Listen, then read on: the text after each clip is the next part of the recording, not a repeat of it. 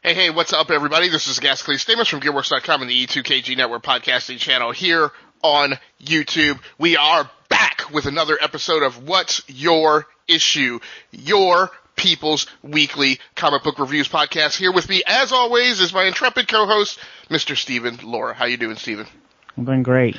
Great. We are here. It's Turkey Week, Thanksgiving week. We contemplated, we thought, considered whether or not we should lay off the week like a lot of other podcasts are doing, but we know that you read your comics last week, those comics that shipped the shipping week of 14 November 2018, and that you will be picking up another stack out there this week. And we thought, they need a little commentary to go in between that new comic book day sandwich, so let's go ahead and give it to them and not back up our listeners and viewers, because we know that you're out there. We see the metrics. We're looking at the analytics, and we know that, amazingly enough, faster than we expected, there are people pulling down this show and listening to it each week, and even wandering by the YouTube channel and giving it a gander. So that's good. So we want to keep those water pumps pumping water, and so we're going to talk comic books tonight. We're going to lead off the review segment. I'm pretty excited about this one with Stephen talking about Star Wars Dr. Aphra number 26. Stephen, take it away. Okay, I'll take it away. So yeah, the writer of the book is Simon Spurrier, and the artist is Emilio Lasso. And this story is continuing the last issue. It's when Dr. Aphra and 000 are having a bomb on their heads from Dr. Cornelius Azaran. I think that's how you say his last name, but yeah, they still have the bomb on their heads, and they decided to try to find a doctor who could remove the bomb that's attached to both heads. And they find the doctor, but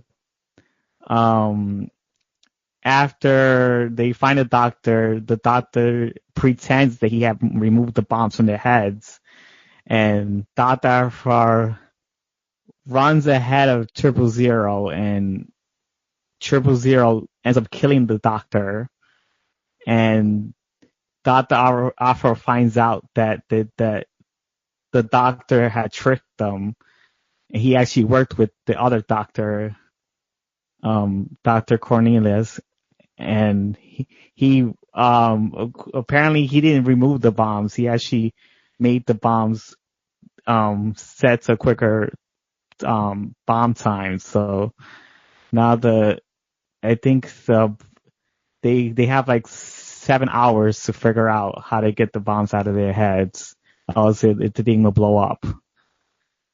So yeah, it was pretty interesting. I did really enjoy this book. I gave it a 8.5, and I did enjoy the conversations that 000 and Dr. Aphra had, and they were arguing with each other because apparently one thing that 000 is obsessed with, he's obsessed with killing, and he doesn't know when to stop that obsession with killing someone. And he even mentioned that he wanted to kill the doctor afterwards, and she argued with him not to kill the doctor throughout the whole time, and then in the end he ends up killing the doctor. And I just like that they were able to talk about people that we found out that 000 does care about BT, which is like R2D2 droid. There's like an evil version, and Dr. Cornelius had killed him, and Dr. Aphra knows that he actually cares about that robot, even though 000 likes to deny that he cares about anybody. So that's interesting to see, and to see a human side from a droid. That was pretty interesting. So yeah, it was a nice element for the characters to talk to each other and get to know each other more, even though they don't like each other. I really like that dynamic, and the art was still good, and I still enjoyed it.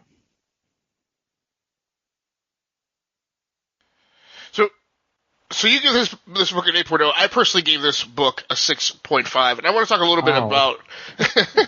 I want to talk a little bit about my problems with it. So now Kieran Gillen was doing this book, wasn't he? Yeah, but they changed the writer because Kieran Gillen had to do Star Wars. Right.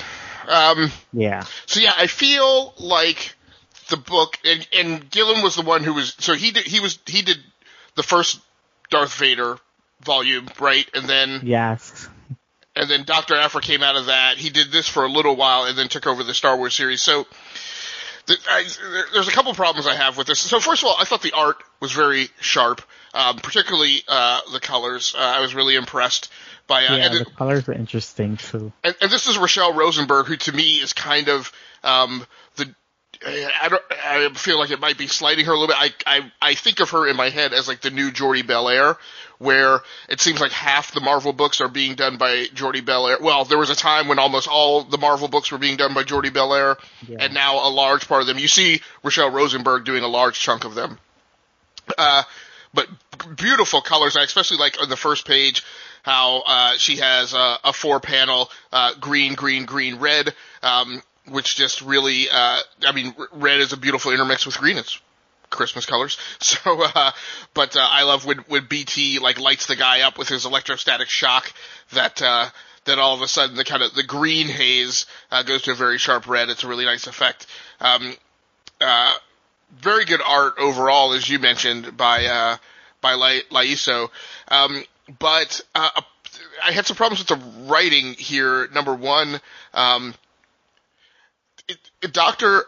Aphra seems particularly frightened of 000 to the point where she's stammering through a lot of her sentences, and I don't like that. I feel like that's a discredit to her character, that it makes her seem overly like she can't even put a sentence together in front of this. Well, she was like that with Darth Vader, and I guess at the same time she's scared of. I guess she has the same fear of Darth Vader with 000. But I feel like we've seen her around 000 before, where she hasn't been like this. This feels like a regression from the way she normally approaches anybody who's a threat to her, other than Vader. And I feel like with Vader, if you're going to do okay, he's like the one, right? But it just, I don't know. It felt like it was overly marginalizing of how her character would be in these moments. I don't feel like that's the character. And so this, in addition to just making it kind of hard to read, right? There's some points in the art here where Laiso does do this scene where the penal ship or whatever is kind of been destroyed and there's debris floating, that it's hard to tell exactly what's going on in that scene. And so I felt like the storytelling wasn't quite as tight as I would have liked. But overall, that was my main problem with it, was just Dr. Aphra felt particularly out of character. Overall, I still liked it, but I just felt like those were a couple of things that detracted from my complete enjoyment of the comic. I remember this one time that 000 did torture her so you could get the information of his memories back then. Right. I'm not sure that torture actually scared the crap out of her. That stuck with her? Yeah. A little almost PTSD-like? Yeah, that's what I probably think that's what it is. Okay. Yeah, and I could see that if she's someone who almost like an abusive relationship, right? Where when that person is in the presence of their abuser, right, that all their confidence kind of melts away. Yeah, and in that case, maybe a tiny bit of exposition to convey that would have helped, but I don't know. It is what it is. Like I said, 6.5 for me is not a horrible book. That's still a solid, professionally done comic. It's just one that didn't particularly, this is not, and it's almost a shame, right? This is of course was a drop-in issue for me. This is not an issue that would have made me on board with the book and put it in my recurring pull list. Whereas I have read issues along with you that you've read of Dr. Aphra in the past, and I was like, man, I kind of feel bad that this isn't in my pull list, but it's fine. Okay. Miss Marvel, number 36. Published by Marvel, subtitled Silk Road. Story by G. Willow Wilson, art by Nico Leone, and color by Ian Herring. So this issue opens up with Kamala Khan and Bruno on the roof of a building, which is kind of a classic Marvel setup. But the page opens and they're on the roof, the camera closes in, and I'm like, seriously, we're doing this again? Like, we just had 6 ishes of her. Yes, time travel again. We've resolved this, right? This is a book that literally made me angry to read this week. I agree. I didn't I was pretty pissed off reading this one too. Right.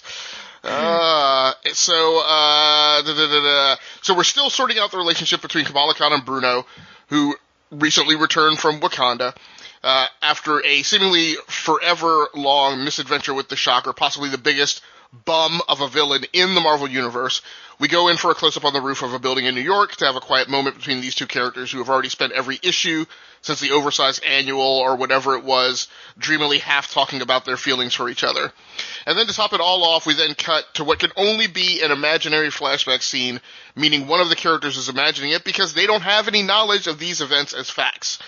There weren't any nods to this as far as I know, and maybe I'm wrong. There may have been like one panel that showed this past history in the Shocker arc where Bruno could see scenes with Kamala in them through time, but that arc lasted too long, and now I don't remember it. If you had followed up with these flashback scenes immediately after that, that would have been a thing.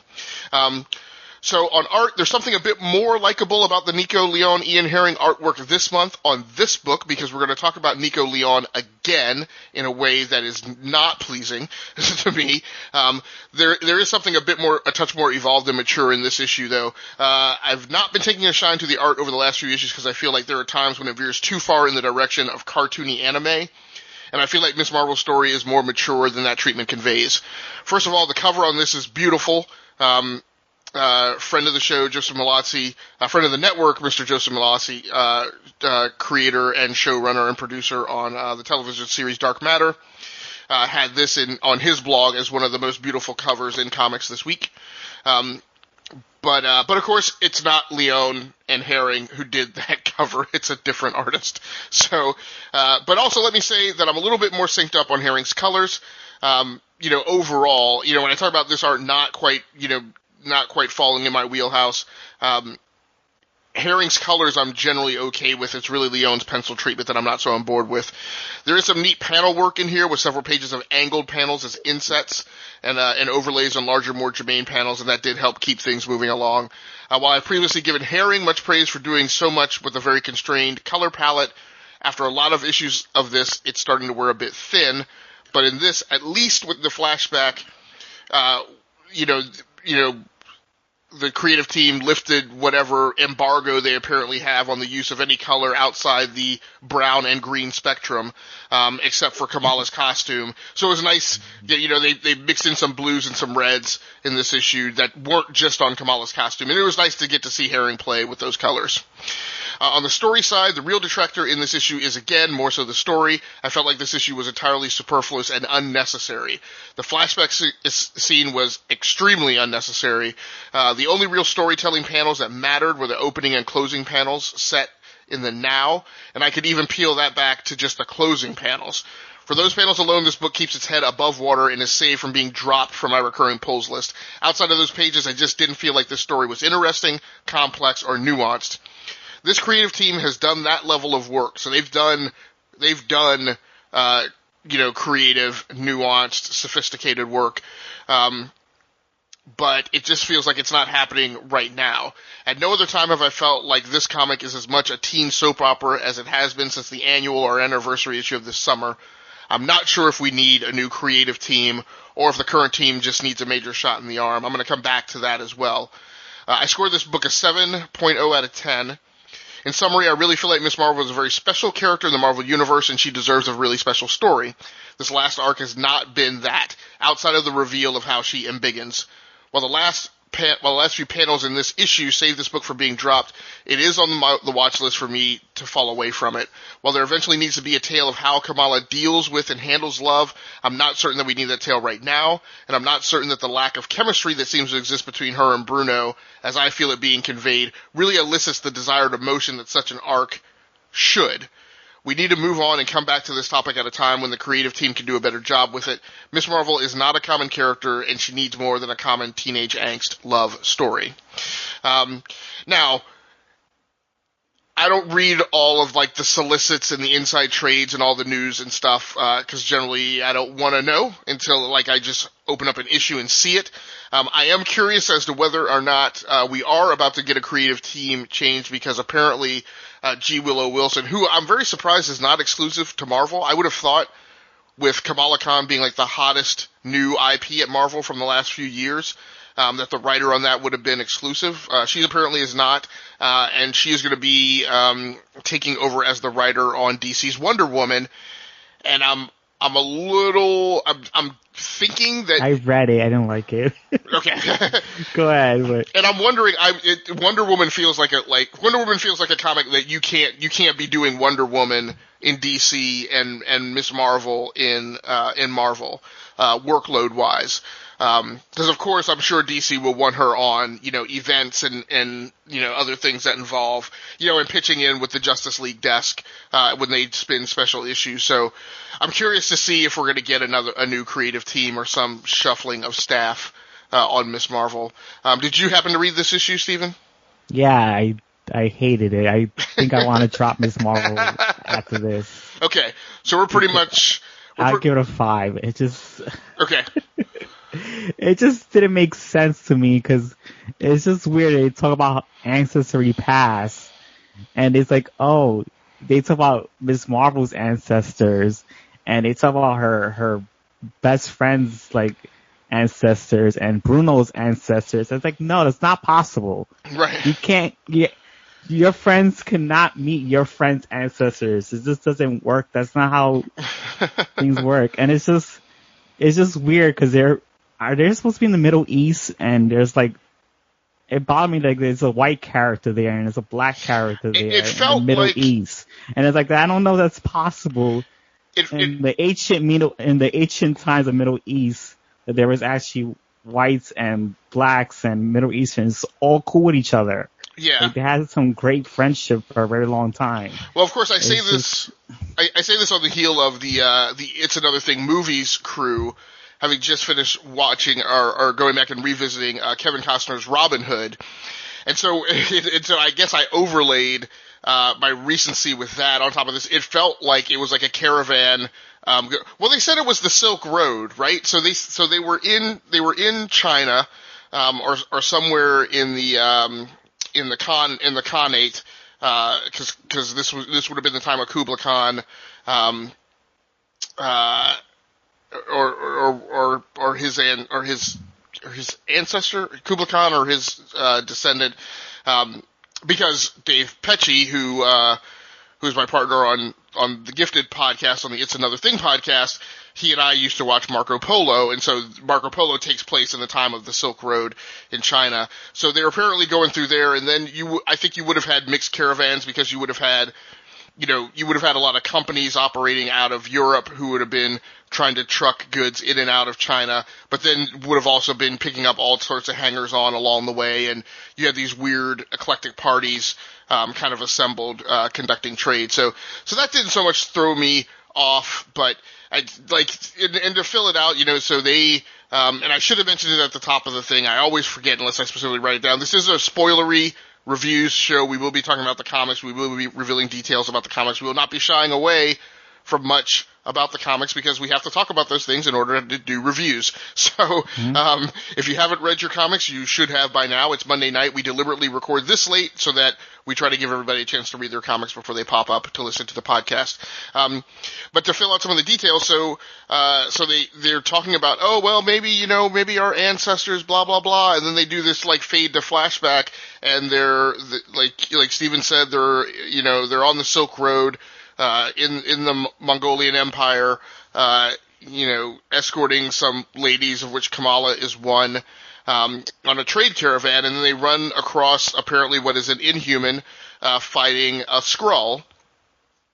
And then Bruno, who's or Bruno's ancestors supposedly, I guess, and this other guy that they're with, this other knight that they're with, charge in to try and break up the fight. So I don't know. I think I just didn't need this. And I mean, I'm pretty sure Yeah, go ahead.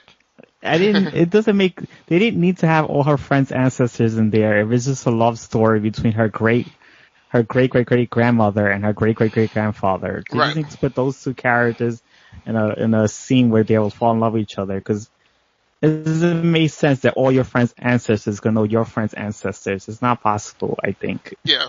It's totally a filler issue. Like, it doesn't do anything to advance the relationship between her and Bruno. It doesn't do anything to advance her character. And I'm like, I'm pretty certain, I would have to go back and look, but I feel like, as I was reading, I'm like, I'm pretty sure we got a full 6-issue arc of her in that Shocker mess. And I'm like, we gotta go, we're gonna do a 7th issue of this now instead of just bleed straight into the new arc? Like, I don't get it. So I don't want Bruno to be going out with Miss Marvel, because he said he didn't have feelings for her, and now all of a sudden he does. And it just irritates me. I'm like, let's move on. The comic, not us, but we are going to move on. So, third comic in the review rundown segment this week is Fantastic Four number 3. So, writer Dan Slott, and here we go. Artists Sarah Pichelli and Nico Leon. Now they don't list exactly what their duty split was on this, so I don't know if Nico did certain pages or panels, or if one did pencils and one did inks. There is a color artist listed, Marte Gracia, and letters by Joe Caramagna. Cover artist Esad Ribic, and this is a gorgeous cover. Esad, to me, is kind of like, he's like when you see when I see an Alex Ross cover, like, you can clearly tell that that's an Alex Ross cover, and that's a comic that I'm like, you should get that just for the cover. Esad is like the number 2, right? Like, when I see an Esad Ribic color now, I feel like I can A, recognize it, and B, I'm like, that's a thing you need to get. So, gorgeous cover. I love it. So this is the follow-up to the getting back together of the band issue. At the end of issue number 2, Reed had called in every single member of the Fantastic Four that had ever existed. And so you get a big splash page, family reunion. The thing is subtitled Family Reunion. You get a big splash page. And this comic is a lot about Reed just outthinking, I can't remember the character's, the bad person's name. Trying to find it in here. He calls her out by name, I think, at the beginning.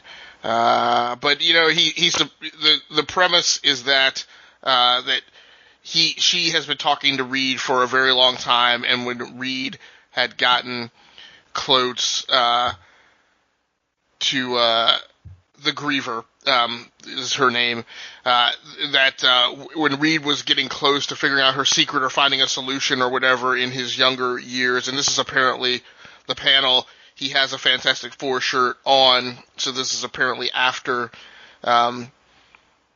they had gone through the transformation, that she started kind of whispering in his ear and causing him, insecurities and things to kind of get him off the trail. I guess the main thing I love about this book is, number one, it's just Reed Richards just outthinking a big bad evil in the cosmos, which is awesome. That's like why you love having Reed Richards, and we've gone so long without having that in the Marvel Universe.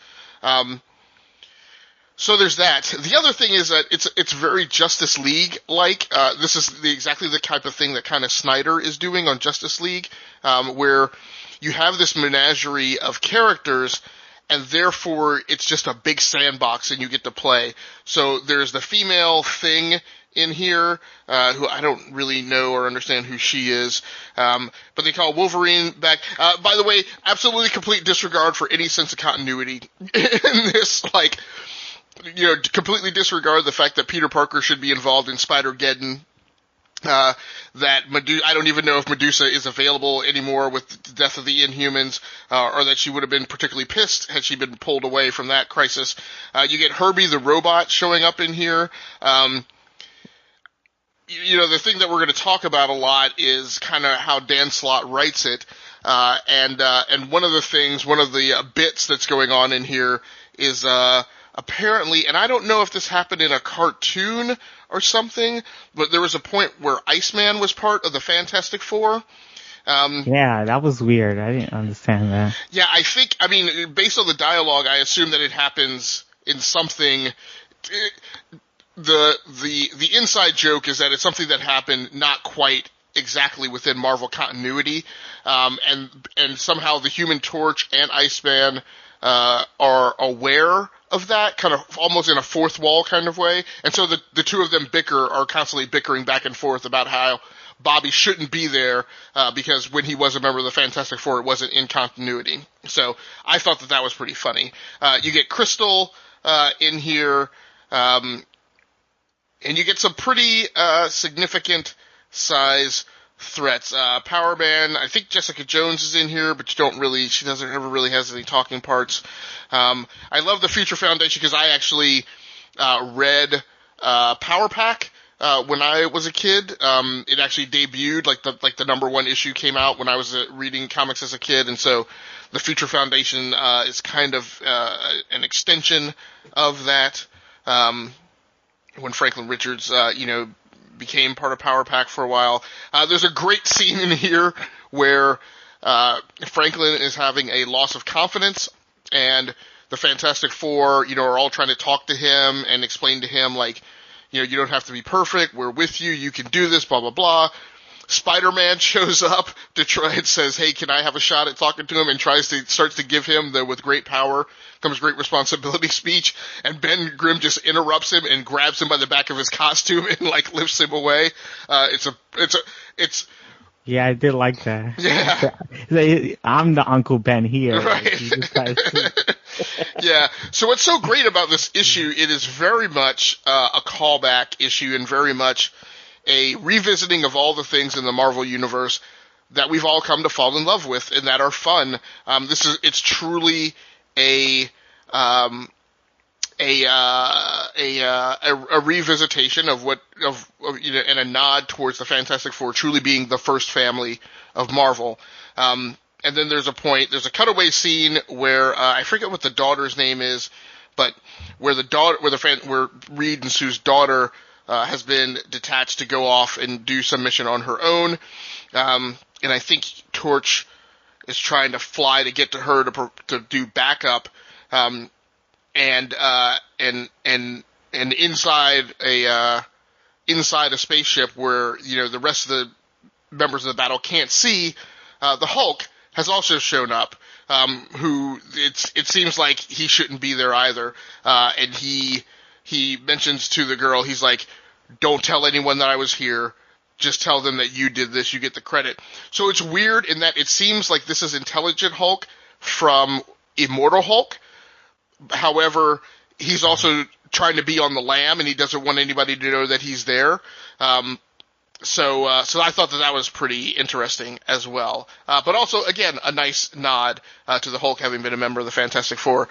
Story-wise, this has all the things in it. There's a little bit of the dad humor that Dan Slott gets accused of writing with, and there are some jokes here that felt like, and I am a dad, and there's some jokes in here, and I'm like, oof, man, that's rough, man. If you were doing stand-up, you might be getting booed off the stage right now with a couple of those. But still, overall, a pretty solid, almost great comic. The one knock I have is, and again, it's hard for me to track down who does what. There are some interesting artistic choices that I didn't particularly align with. The Thing is drawn very kind of fat. He's not. He's just really bulky, and maybe he shouldn't look, like Superman with Rock's plate about him, but he just looks like kind of like the Blob with Rocky Plates, and I didn't feel like that was an artistic choice that I would have necessarily done. In fact, there are a lot of characters. It seems like characters are either really slim or really chunky, with very, no nuance in between. And granted, now this is a comic where it's a challenge for an artist, and it's maybe why Nico Leone got brought in, is because you've got like 30 plus past members of the Fantastic Four, and you've got to pull that off, drawing all of them. I get it. But I just felt like there were some really glaring choices, that were just a little jarring. I'd go back to talk about the Dan Slott humor. There's a point where, Ben, in order to get Franklin Richards pumped up, goes to punch the Griever and, yells out, "It's clobbering time." That I don't count as a dad joke because I'm like, that's classic Ben Grimm, and you need to do that when you're getting the band back together. So that I was fine with. There were a few others, that I wasn't crazy about. But yeah, there's just, like I said, the Human Torch, comes off two different ways.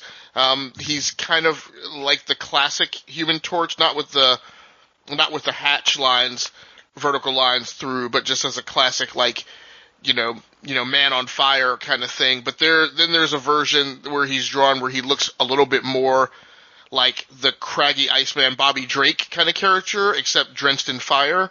And I'm like, I don't know if that's a choice I would have made. The way Reed Richards' face is drawn, where it's like this severely gaunt, but very detailed, face. It's just, there's just some off-putting art choices in here, and since I've been fine with Sarah Pacelli's art up until now, I can only think that it has something to do with Leon being injected into the mixture. But again, that's kind of where I squared up with it. So at the end of the day, I gave this issue a 7.5. It was just a bit shy of grayness. Drop the dad jokes, clean up the art just a tad, and you've got an 8.0 or above book. Steven, did you read this at all? Yeah, I did. I gave it a 7.5 as well, because the art was pretty bad, and it kind of affected the story a lot. Okay. And there's a lot. I understand why there's a lot of characters, but the art didn't express it well. And I forgot to tell you that Medusa did survive Death of a Human, so it's okay for her to be there. Well, I knew she had survived, but it again, the jarring part of this is, because Death of the Humans number 5 and the wrap up was just last week. Yeah. So again, just it feels like that maybe is a time that you don't want to be ripped away from, the remaining surviving. But again, this kind of dispenses with any notion of continuity, and it's fine. It's a fun comic. It's a big adventure romp. Good combat scenes. So overall, pretty solid. And again, a 7.5 on a recurring book, and particularly one that I'm on. What I really want most out of a book that's on my recurring pull list is I want 7.5s. I want a book to steadily deliver me 7.0s and 7.5s, and then give me that upswell 8 to 8.5 book, once an arc, and then maybe once a year land a 9.0. Because what I don't want is books, I feel like, books that land 9.0s all the time, I just don't know how you maintain that. And then when you fall off of that into what for the rest of the comic book industry would be like the above average norm, then everybody goes, that issue was horrible. And I'm like, no, that issue is like head and shoulders above and equivalent with what Scott Snyder is doing or whatever, but you just got used to these 9.0 issues, so this book is perfectly fine with me. Definitely, again, this is on my recurring pull list. I'm not getting off this book anytime soon over this issue. I look forward to, I guess they're going to be back on Earth, in the Earth dimension or whatever, next issue. I guess it ends with a hug. Yeah, I think this is it. Yeah. So, looking forward to getting back to getting the Fantastic Four back in the Baxter Building. Will be fairly interesting. Yeah. So, Steven, talk to me about Scooby Apocalypse number 31. All right. Scooby Apocalypse is by Keith Griffin, and the artist is Patrick Offaly. So yeah, this issue is coming with Daphne and Scrappy-Doo finds out that Fred is alive, and they're trying to fight him off, and he has like, but Fred, he tries to like tell Daphne to stop fighting him because he's not, he has a conscience, and he's not like the other monsters where the other monsters have no conscious thought. They just, I guess, feral, but he's not feral, and he actually have a thoughts of his own and try to like tell her that he's still the same Fred, and he tells Daphne that we gotta team up with each other and make this world a better place, and he knows what Velma and her brothers were trying to do, and Daphne still doesn't believe him, and she thinks he's just a monster, and he's just continue to fight each other, and it just goes real crazy. And there's also some interaction with Velma and Shaggy, because Velma is getting stressed out because there are two people that, like, her secretaries, she told them to have a mind of their own, like that, you know, she doesn't have to tell them everything. But now they actually do have a mind of their own, and she's getting annoyed with that. And it's just funny how Shaggy reminds her, this is what you wanted, so you can't complain. And she realizes that, yeah, she can't complain. This is what she wanted from them. And I thought that was pretty funny.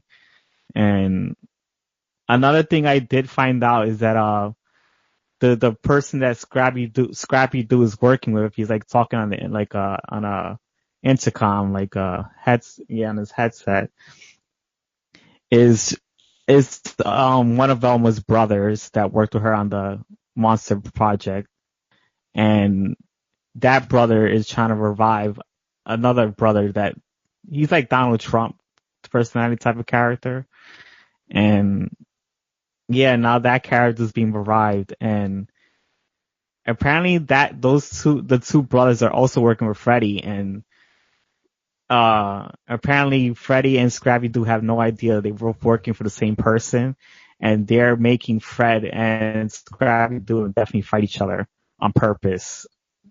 So it's a pretty interesting things going on. There's a lot of plot twists and a lot of conflict, and I like how it's meshing all together, and brings a very pretty interesting issue for me.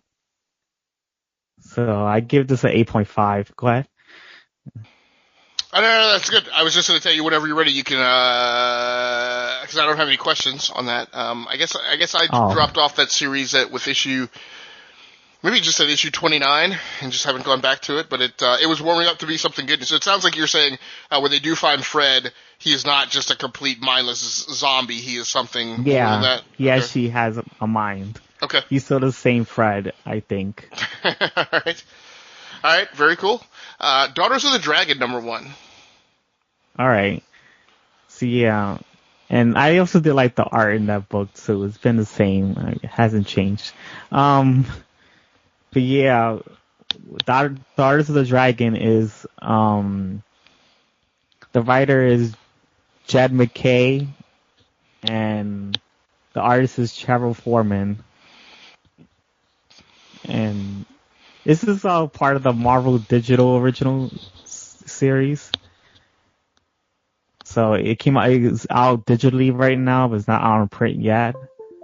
But this issue talks about there's a news report there's a news report about children missing in like some type of desert.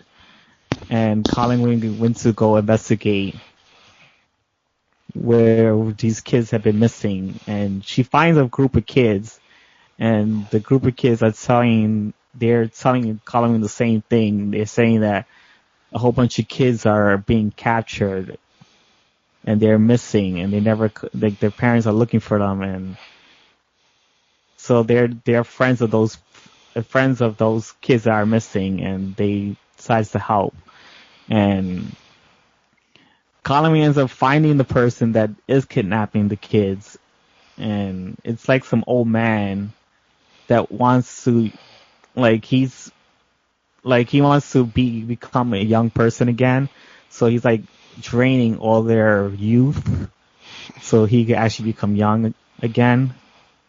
And Colin Wing ends up fighting him, and she ends up getting intoxicated with some psychedelic drug, and she just can't see things correctly, and she calls Misty Knight in order to help her, and Misty Knight ends up arriving, and they defeat the villain, and the issue ends with that there's another villain behind all this kidnapping. The villain that they fought wasn't the main villain. That villain was working for somebody else, and that person was in the restaurant.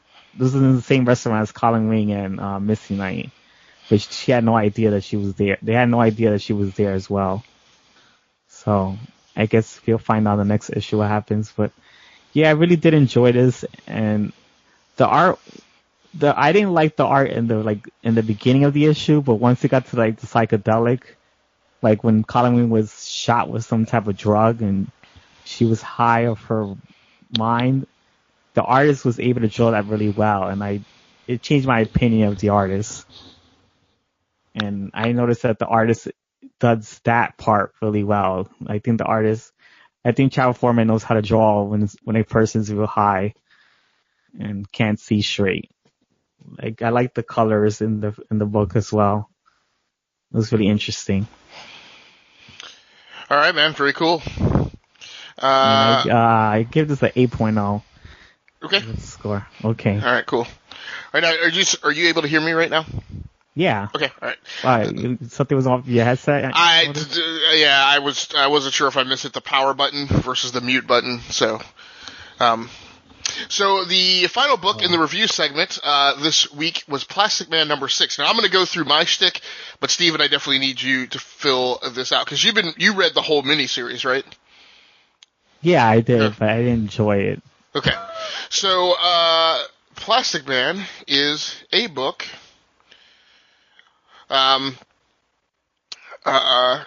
subtitled To the Moon and Back. This is issue #6 of a 6-part miniseries, which I didn't realize that when I grabbed this as my ad hoc pick from Steven's read list and threw it on mine. Writer Gail Simone, artist by Adriana Mello, colorist Kelly Fitzpatrick, and letters by Simon Boland. So this has always been a weird thing to me, and I meant to go spelunk and look this up. I've never understood the reason for Plastic Man to exist in the DC universe. I've never understood why you would have both him and the Elongated Man. That seems highly unnecessary. Now the weird thing is Plastic Man differs from the Elongated Man, who can actually just stretch out parts of his body, kind of a lot like Mr. Fantastic, whereas Plastic Man can actually take on the appearance of another human being, which goes along with his background as a con artist or grifter, which is an archaic term which he uses to apply to himself in this comic. But I like it because it's period, and so that's neat. Now, I'm reading up a little bit on him, just really quick on Wikipedia, which I meant to do earlier. So apparently he was an acquisition hero, originally being published in Quality Comics, and then later being acquired by DC. At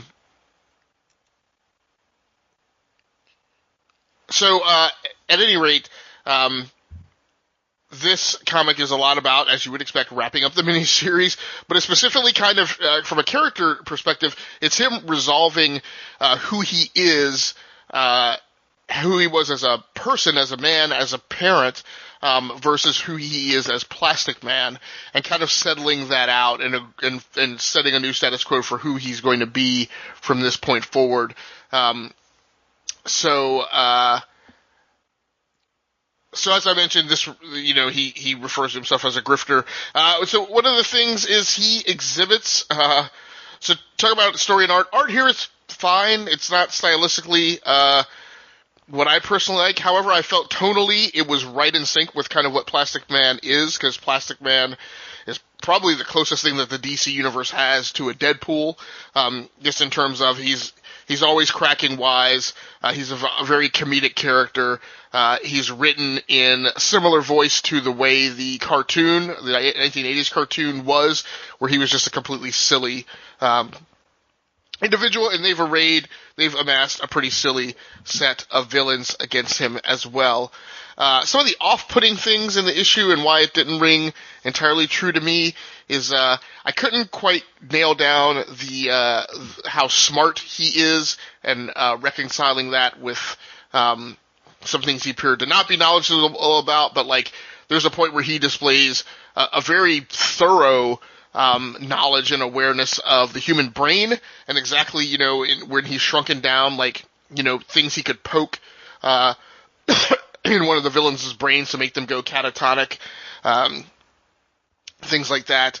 And he also, I think he displayed an advanced knowledge of like electronics and computers at one point, and just figuring out how to mold his own features into somebody else's face. Is a slightly intellectual activity, as he's trying to nail down the exact replica of who that person is. Some weird villains that were assembled in here. This is not a parade of chumps, because he's got I think it's Hugo in the comics, Hugo Strange there. He's got a mind control alien who I think I'm supposed to know, but I can't remember. Dr. Psycho, like. Okay. Right. Yeah. Right. And you've got, I can't remember what her name is, Bumblebee or whatever. Yeah, it's Queen Bee. Yeah. Queen Bee, right, as one of the villains in here. So not a set of villains to be trifled with, in this comic.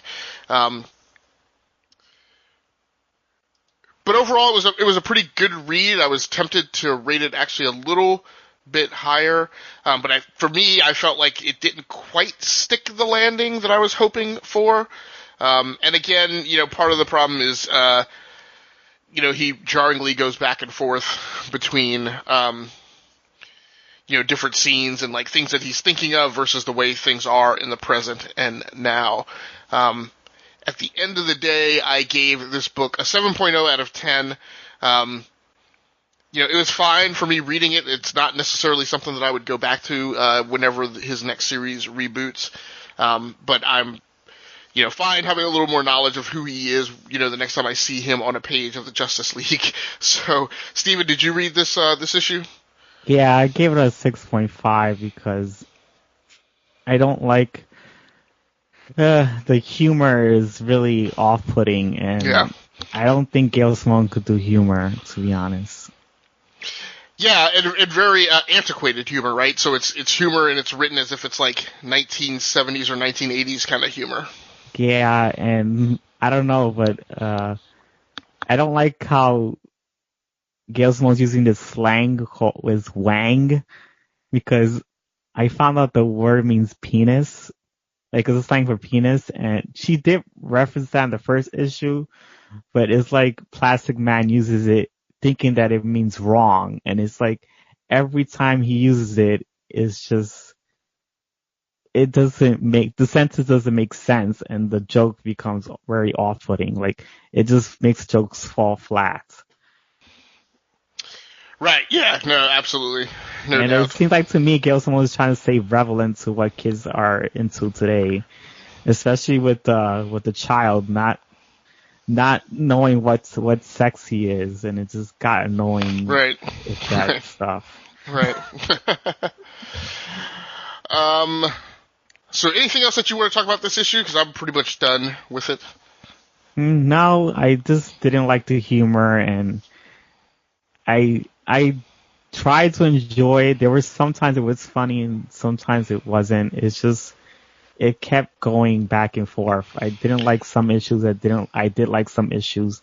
I didn't know what to decide for this series, to be honest. Well, and that was my problem. That was my problem with this issue. I think this issue itself kind of goes back and forth between, points of humor, and it's like, there's chunks of it that aren't written in a comedic voice, and then chunks of it that are, and you have this sense of whimsy where kind of everything's funny the whole time. Yeah.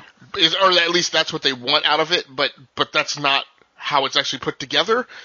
So yeah, I had some problems kind of choking this one down as well. And I noticed it didn't finish the story because you see the female villain that was there. Right. And yeah, clearly setting it up though for either an ongoing or for that story to be told like. It might not even be told, so like, what's the point? Right. I doubt Plastic Man is a very high-selling comic. No, right. Yeah, exactly. So that wraps up our review segment. Let's turn and burn through the rest of the show. The best thing that I read this week for me was Peter Parker, The Spectacular Spider-Man, number 312. So this is issue number 2.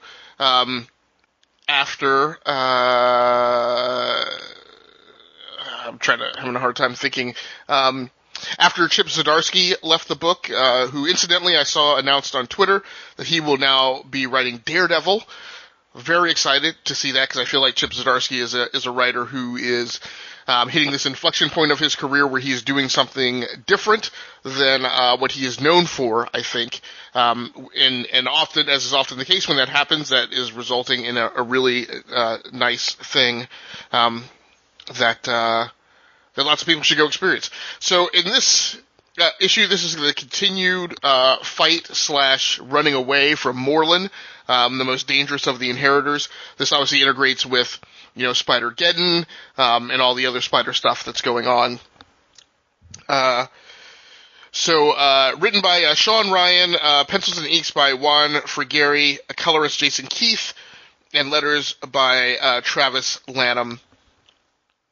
Overall, I felt like this was another great issue, and I chalked up Zdarsky's final issue as being one of the best comics that I'd read the whole year. This isn't quite that, and this creative team seems to be hyper-focusing on writing a big action-adventure title, which I'm fine with. It is not kind of dripping with a lot of the emotional stuff that Zdarsky was writing on his way out the door. It is beautifully colored. There's all sorts of shading in Central Park, and some other places. I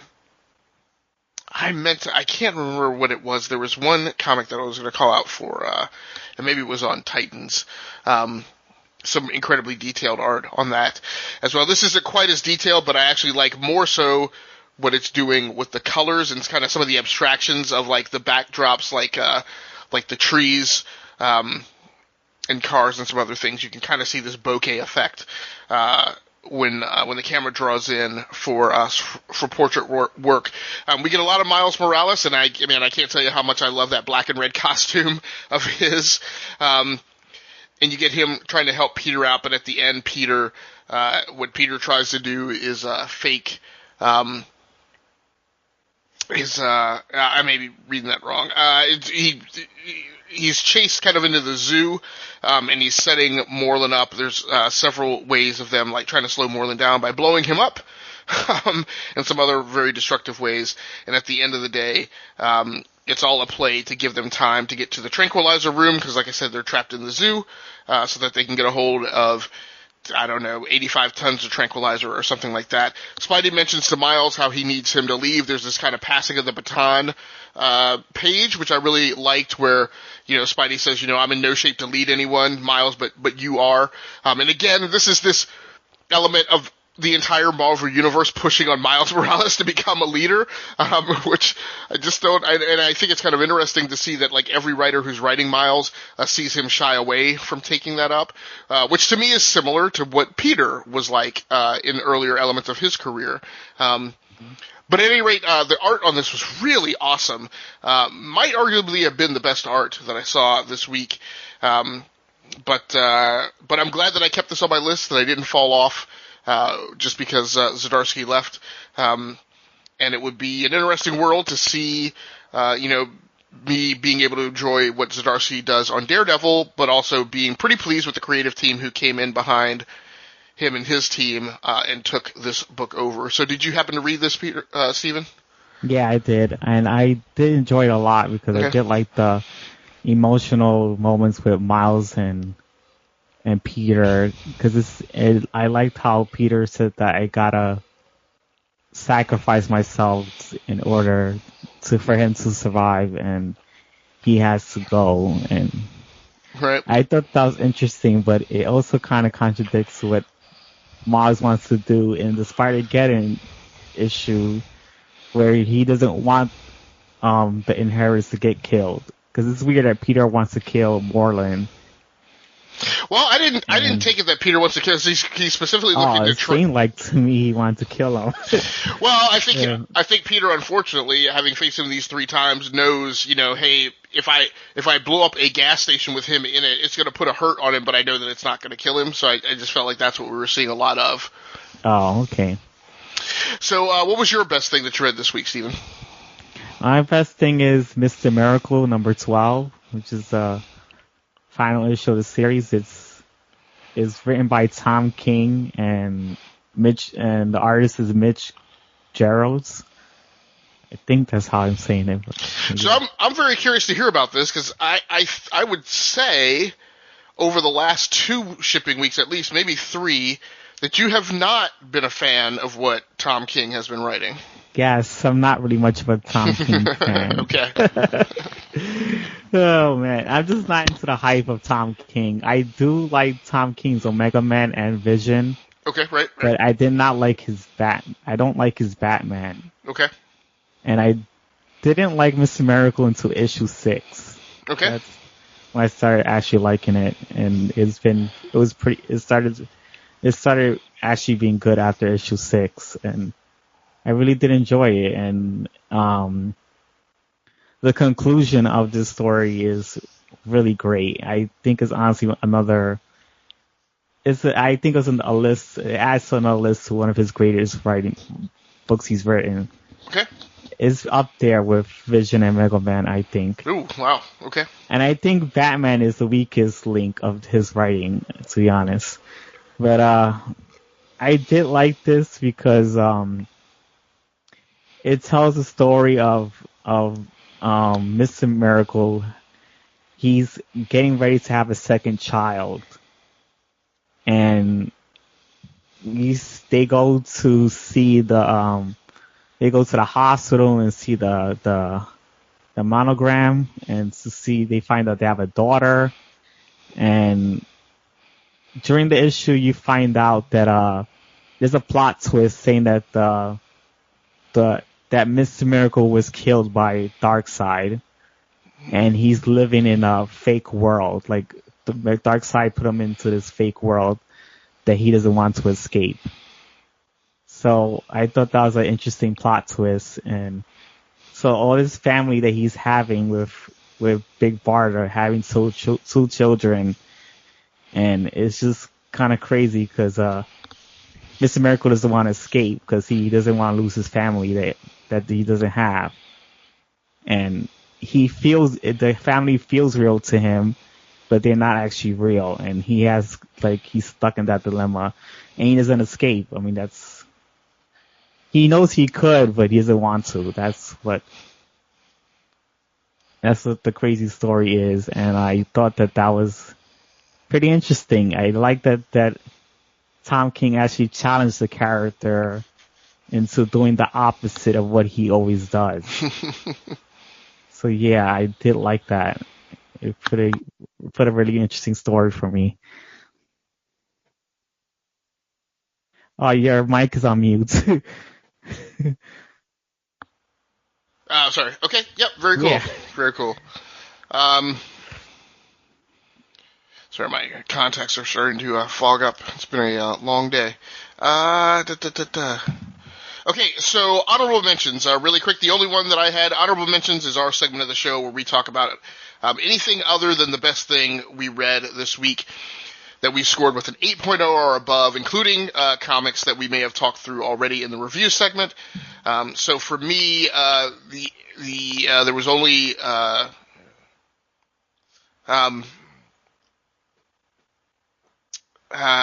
Peter Parker, the Spectacular Spider-Man, number 312 above an 8.0, with one other exception, Titans number 29, also crested that summit. So what about you, Stephen? Any honorable mentions this week? Oh, I forgot to say that I give Miss Miracle a 10. Okay. Ooh, wow. Right. Yeah, so, yeah, the honorable mentions is Catwoman number 5, Electric Warriors number 1, Supergirl number 24, Superman number 5, and Hit Girl number 10.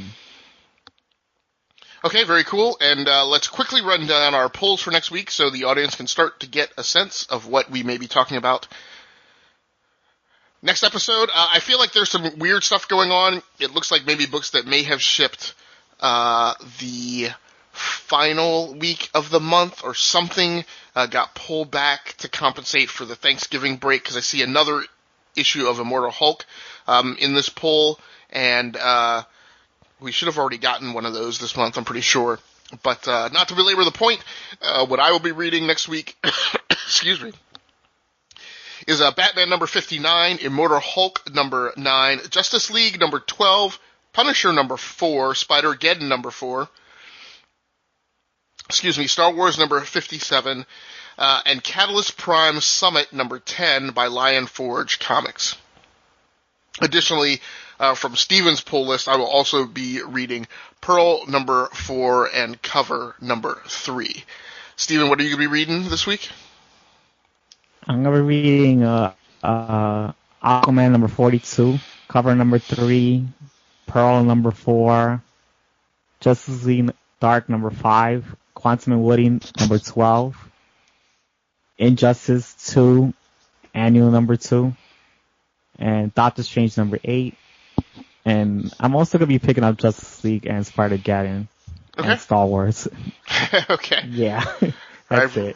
All right, very cool. Well, listen up, everybody. We have definitely run late. We've got nothing else for you. If you have any questions, what I would recommend is that you hit us up on our Twitter channel at E2KG Network. Is it Network?